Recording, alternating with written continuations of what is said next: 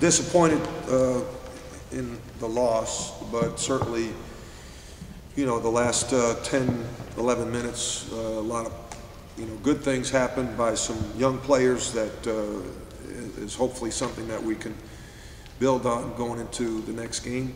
I thought you know, halftime I was concerned. The look in some of the guys' eyes wasn't good, so I tried to shake them up a little bit. And then we made some adjustments, kind of like in football, you go to a hurry-up offense and, you know, you rush the passer. And we try to do that a little bit defensively. We picked up full court and put a little pressure on them and went to a little bit more of a hurry-up offense, and that energized us. And so, you know, it's nice to score 54 points in a half when you just scored 28 in a game. But, you know, we did lose. And, you know, so anyway, questions? The full court press isn't the kind of thing you can sustain for a whole game, though, right? I mean, going forward, it'll have to be situational. Right, yeah. You know, I've got to look at the film, and I tell the players, I said, listen, we want you guys to get better every day. I got to get better. You know, what can I do? What can I tweak, you know, to make us better? And so, you know, I'll look at things and maybe make some adjustments offensively and defensively that creates that energy. You know, our offense is a lot for a young team to try to absorb. When you go to kind of the hurry up thing, if you will, where it's more pick and roll, you don't have to think as much. You know, you kind of just catch it and drive it or pass it. And I think that helped certain guys become more aggressive. We needed to attack the basket to stop the clock and get fouled. And so that's why, one of the reasons I went to that offense. So would you go far from the spread, or you're just talking? Yeah, we did. I know you did, but will you go forward? You know, I don't think so. I think it'll be a mix. I think that it needs to, you know, I need to have a conversation with myself and my staff is, okay, do we go to the kind of the hurry up offense, or do a mix, you know? And there are times early in the year where we'd go, we call it 44 game. We'd go 44 game and then go to what we call spread, which is the Princeton-based offense, and to kind of keep teams a little bit off rhythm and give us a little bit energy, because sometimes, you know, the guy's thinking and they're not reacting, and you know, it's a lot to digest. And last year we had an experienced team that had run it the year before, and this group is a little younger and a little bit unsure of themselves at times. Now, philosophically, you talked about dropping a lot of people back into defense after your shot, you know, with your regular offense. Right. But today you got a couple of key offensive rebounds there during that stretch run. Yeah. I let more guys go to the boards today. I think that's another adjustment that I've got to look at, because we're getting, especially if you're missing some shots, we have guys that are capable offensive rebounders: Jalen, Leslie, Cannon, you know, Robert, Sean. So I need to give those guys the opportunity to go to the boards a little bit more, because our defense is a little bit more of a man-to-man. It's hard sometimes to go back to a zone when you miss a shot.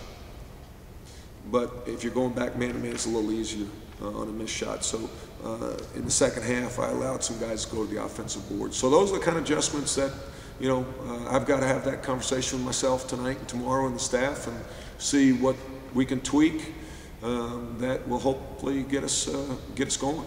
Now, it is 27 games into the season to be talking about pretty major adjustments. Was it the loss on Wednesday that inspired you to look at that? No, it was, we do it during the course of the game. It's not major. It's something that we've done, you know, in the past. And we did it early. When guys were kind of stagnant, like Southeast Missouri State, we did it, you know. We did it against Florida Gulf Coast. We did it against teams like that early, where the guys were really unsure of themselves. The offense and the defense, you know, you have to learn it. It's a you know, really something you have to digest, and it takes experience. So to jumpstart us early in the year, I did. You know, then we started playing, you know, fairly well, even in some losses to like Oklahoma State and Ole Miss, and I didn't do it as much. But with the last game and then today in the second half, I just said, you know, I gotta do something to spark us, and that energizes the guys, and it's something we've talked about in the locker room that I don't think I'd go from, you know, A to Z, but I'd sprinkle it in, maybe start the game that way, maybe allow more guys to go to the offensive boards, and see what happens. How do you account from Rob's first half to second half completely different performances? Yeah, Rob was not very sharp in the first half, and you know, part of me feels for him, and part of me feels for me. You know, you can see it in his eyes. He kind of gets in a little bit of a funk, and you know, you just don't know what goes through sometimes a young man's, you know, head. Could be a lot. You know, hey, this is my last year. Hey, you know, want to play, you know, after college. Hey, you know, I got to carry the team. You know, hey, I'm not shooting the ball well. Hey, I'm tired of being hurt. You know, so you just try to look in his eyes and get a sense. You know, and I didn't know. At one point, I thought he was like not well, like he missed a shot and stood across from their bench, and you know, first shot was a bad shot. Then he took another bad shot, and he just wasn't sharp defensively. And you know, even in the UAB game, he wasn't sharp offensively, but he played very good defense. So halftime, I got on him, you know, and he's the fifth-year senior, and he's captain, and I jumped him pretty hard. You know, just basically, you know, you got to lead. You got to get your head out of your behind, and you know, we need you. And we all understand that. It's not like I'm going to bench him for the half, but you know, I needed to shake him up a little bit, and hopefully everyone else will fall in line, because there were some other guys that were kind of shell-shocked a little bit. Cotton missed a lot of practice with his concussion and comes back. He leads you with 17 points, goes 6 of 8 on the floor. Did he surprise you? Did he give you more than you expected tonight? Well, I expected him to have energy because you have a break. So, you know, all of a sudden you're not as banged up. You feel a little fresh. But you weren't. I wasn't sure. That's why I didn't start him. I wasn't sure what you would get. So I didn't want to put too much pressure on him to start him right away. So it was great to have him back. Maybe he should hit his head like every other week. At least he played pretty good. Maybe I need, you know, Rob to hit his head.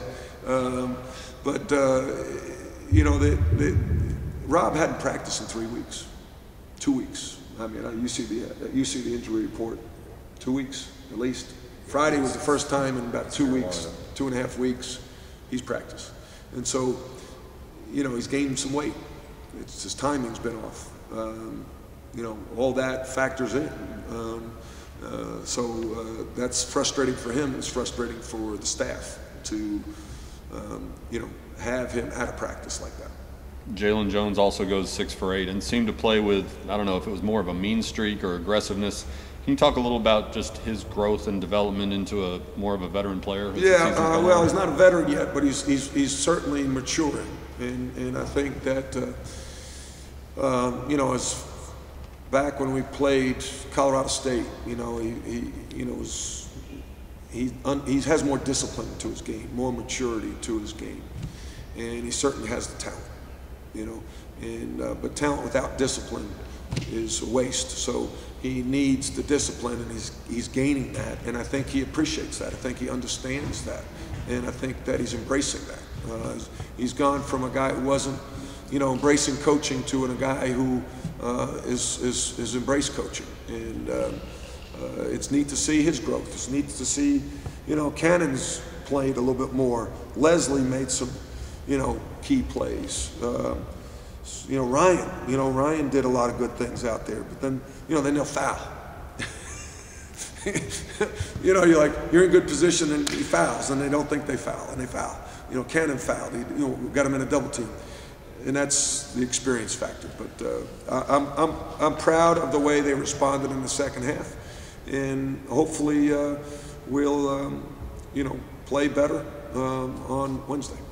It is the 8th straight conference loss, so the TCU win was definitely in there. But, and I know you've said you're just looking at the next game, the next practice. But is it starting to wear on you? No. Listen, I'm a guy who's been head coach of North Carolina that went 8-20. You know, the big picture. I've got a beautiful wife, healthy kids. I've got a nice roof over my house. I got a great team to work with. It's all about perspective. I'm trying to lead these kids each and every day, and through, I think good faith, you wake up and you say, you know what, it's these kids I care about, and the staff, and my staff has been unbelievable. It's a veteran staff. We've been through things like this, and if this is the worst thing that happens in all of our lives, we've got a pretty good life. And yet, I know people will say, well, your season's over. We still believe we can win the rest of our games and go to Memphis and win. And if we don't, if I don't, I shouldn't be coaching, and nor should our guys be playing. So, today I got to the office and I walked in and I told the staff, I said, I'm excited, I'm getting to coach a college basketball game today. Not many people get to do that.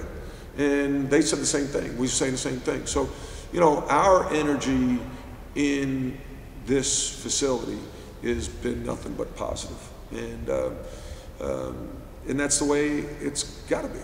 It's got to be. It can't be anything but that. So in that sense, this year compared to the 8-20 North Carolina year are very different, I would imagine. Oh yeah, they're different. I had 20 microphones in my face. Well, that's always been different here, but just in terms of the positivity that you still have here. Yeah, well, and that was different there too. That was my second year, and I knew, that year was going to be tough. I mean, I told my athletic director, I said my first year we're going to be good, my second we're not. And I don't think they believed me because I knew what was in the pipeline. So this is, every year is different, every place is different, but putting things in perspective and understanding as a leader. We went to London as a family, and Churchill was stay calm and carry on. I think that's his famous quote, right? Indiana grad should know that. Well, my brother went to Westminster where he gave the Iron Curtain speech, I think. But really? I don't know the quote. Really? That's all I know. But stay calm and carry on, or stay calm, be calm and carry on. That's all that we can do. And because if you don't do that, we're not going to win. If you don't do that, you're not going to win. So what's the best thing to put a inexperienced team in position? I'm not going to beat them over the head. I'm going to, Thursday, we shot for 30 minutes to music in Moody and showed them a highlight tape of them shooting the ball against TCU and some other games. And yesterday we had a great practice, and so you just take one day at a time, and I put myself in a blinders on and a silo, and I'll watch the tape. We'll prepare for practice. We'll figure out if we're going to make any, adjustments, and I think we'll be ready to play on Wednesday. But it sounds like you're still confident that from where you're at now, even in the future, you can get this program. There might not be 20 microphones, but maybe 10.